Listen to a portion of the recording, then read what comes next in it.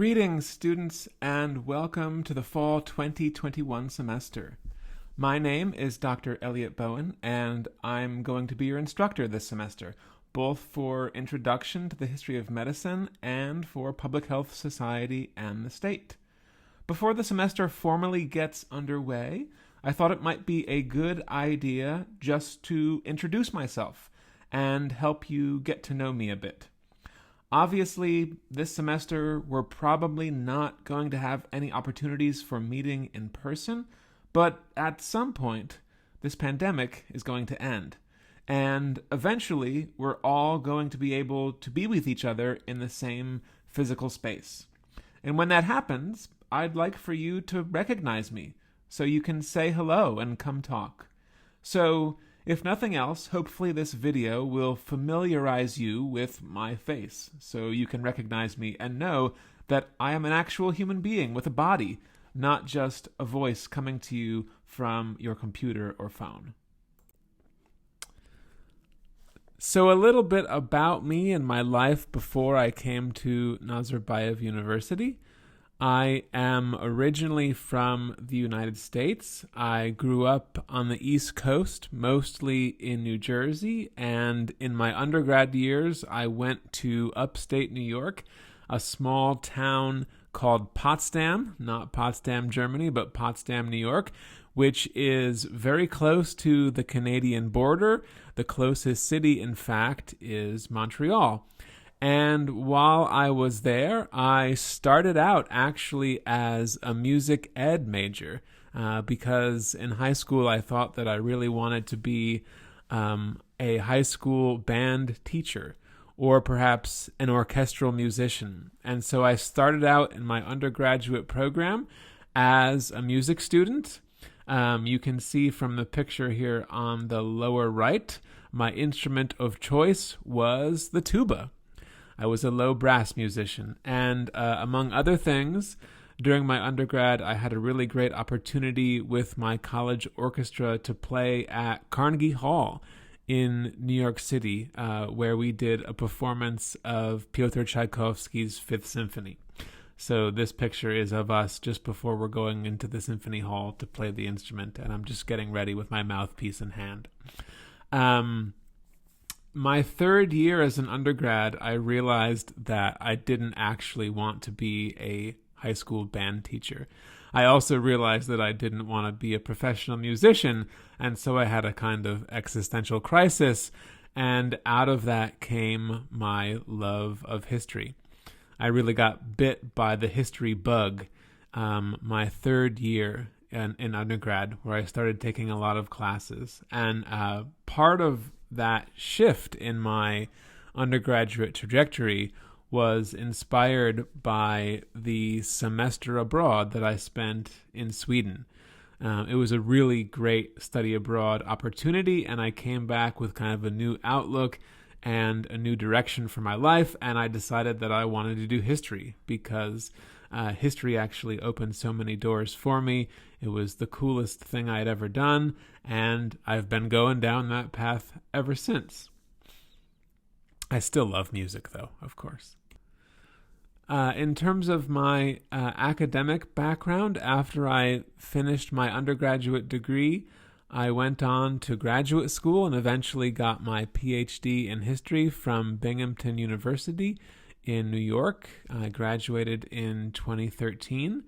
After that, I spent a couple of years taking a number of kind of small-scale menial adjunct professorships in and around upstate New York.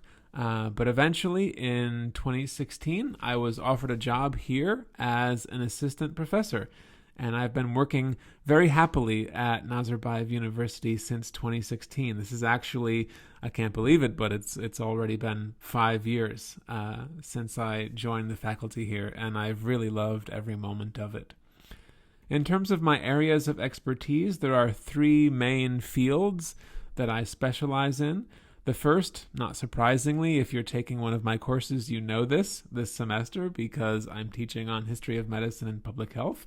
But my particular focus within those areas is the history of sexually transmitted diseases. Last year, my first book came out, and it deals entirely with syphilis, particularly with a very popular health resort in Arkansas in the early part of the 20th century, where lots of Americans went to get treated for syphilis, a place called Hot Springs, Arkansas. So if you're interested in reading about that, I've got a whole book on it. It was published in 2020 with Johns Hopkins University Press. In addition to history of medicine and public health, another area of expertise for me is United States history, especially the period after the American Civil War, that is after 1865. Here at Nazarbayev University, I actually offer a 2-semester introductory survey in U.S. history. So if at some point you want to learn more about the history of American politics, society, and culture, I would encourage you to take either of those 2 surveys. And lastly, my final area of expertise, which actually overlaps quite a lot with the history of sexually transmitted diseases, is the history of gender and sexuality. Last year and the semester before that even, I taught a course in history of sexuality, and I'm hoping to offer that again soon in the future. So if that is something that interests you, feel free to write to me to learn more about it. As I mentioned, my book came out a year ago, and since then I have been doing a lot of other things. Some of my current work kind of is a holdover from things that I was working on while writing my book, but some of this stuff is brand new. My most recent project deals with stigma, and particularly with the history of stigma reduction campaigns in the United States and also all around the world. I'm currently preparing an article for submission that looks at the beginnings of the attempt in the United States to remove the stigma from sexually transmitted diseases, specifically syphilis. So this is the most current thing that I'm working on, but you can see from the titles of the other papers here that I'm doing work on the history of heterosexuality, the history of eugenics and eugenic psychiatry in particular, and also I'm working on a project that deals with the history of the World Health Organization, the WHO, specifically its eradication campaign against yaws in the early years of the Cold War.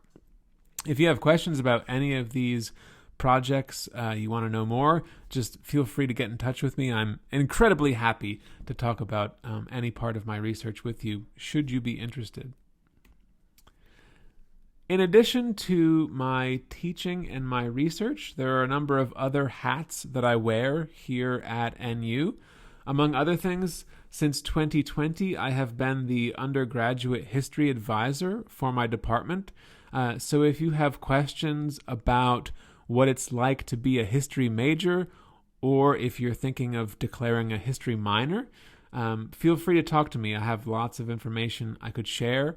I could also put you in touch with some of our current majors and minors so they could give you a sense of what it's like to study history here at NU. I'm really proud of our program. We have some amazing faculty here in the department, and the history program is growing. Again, so if there's anything you want to know about our history courses or our undergraduate BA programs, please do get in touch with me. I'm really happy to help out in any way I can. Also, since 2018, I have been a member of the Faculty Senate, perhaps not of that much interest to you as students, although the Faculty Senate recently has been getting a lot more involved with the work that the student government does. So if you're in student government, or if you're ever at a student government meeting, there might be opportunities for us to work together in different ways to make this university a better place for both faculty and students. Last year, I was a co-organizer of a speaker series that was really headed up by Dr. Claire Griffin. She's a colleague of mine in the Department of History, Religious Studies, and Philosophy. Together, we put together this series that dealt specifically with COVID-19, with the current pandemic, and we assembled a long list of speakers who gave talks about the social science and humanities aspects of COVID-19, asking what people in history, in sociology, in anthropology, in the arts, in philosophy and bioethics could contribute to this current pandemic that we are all unfortunately still living through. On this slide, I've included a link to the talk that I gave as part of this speaker series. It dealt with COVID-19 and representations of American disease history in the media. So if you're interested, you want to listen to that talk, there's the link for it right there. I should also mention that I am a member of the Biomedical Council, which is a group of faculty here at NU who work to promote research in an interdisciplinary fashion on all manner of medical topics, including the medical humanities, of which I'm a member. So if you want to learn more about that as well, feel free to email me, and I'd be happy to chat about any aspect of our work with you. Now, in terms of things that I do when I am not working, I have a lot of hobbies, as you can see from this list, and sadly not enough time to work on them. But I am a great lover of the outdoors, particularly hiking. Cycling is a huge hobby of mine. Although in winter I have to use my stationary bike inside. Snowshoeing, water skiing. The picture that you see in the top right part of the screen here is actually a picture of me water skiing. My parents have a lake house in the Adirondack regions, which is a mountainous part of upstate New York. And unfortunately, I haven't been able to visit them during the last 2 summers because pandemic. So I'm really kind of missing them, and I'm hoping that I get to go back soon. But one of the nicest things about having parents who live on a lake is that you get to do all kinds of fun aquatic sports, including water skiing. So hopefully I'll get to do that maybe next summer again. I'm also, not surprisingly, if you remember what I was talking about before, in my early life as a tubist, I am a huge fan of classical music. Recently, I've become obsessed with the life and work of Dmitri Shostakovich. I've read a couple of really great biographies of his, and I have his music on a lot in the background when I'm working. So if classic music or Dmitri Shostakovich is an interest of yours, again, I'd be happy to talk about with you. Video games, mostly for me, I play a lot on my Nintendo Switch. Pokemon and Zelda and all the standard stuff. So yeah, another thing that I'm into quite a lot and that I use to kind of relax once the workday is over. I also like to read not just historical works, but also a lot of fiction and fantasy novels. I'm a big fan of Star Trek and Battlestar Galactica. Also, more recently in my life, I've gotten into Harry Potter. I finished up all the books a couple years ago, and since then have just been reading a lot of fan fiction, which is great. So I'm kind of a Harry Potter nerd, among other things. But I also enjoy, well, other nerdy things, I guess, mostly comic books. I'm a huge X-Men fan, have been since I grew up. I love the movies, I love the comic books, all of it is a lot of fun for me. So that's just a little bit about the things that I do in my spare time when I am not doing research or teaching or doing service stuff for the university. I probably told you even more, maybe way more than you wanted to know about my life professionally and privately. But if you have any other questions, if you want to know more about the crazy adventures of a professional historian who happens to live here in Astana with his 5 cats, pictured on the screen here, feel free to, ask me whatever it is that you want to know about. Yes, I do actually live with 5 cats in my apartment. They're all right here on the screen. So yeah, that's me. That's my life. That's what I'm doing right now. I'm really excited to have you in class, and I look forward to the start of the semester.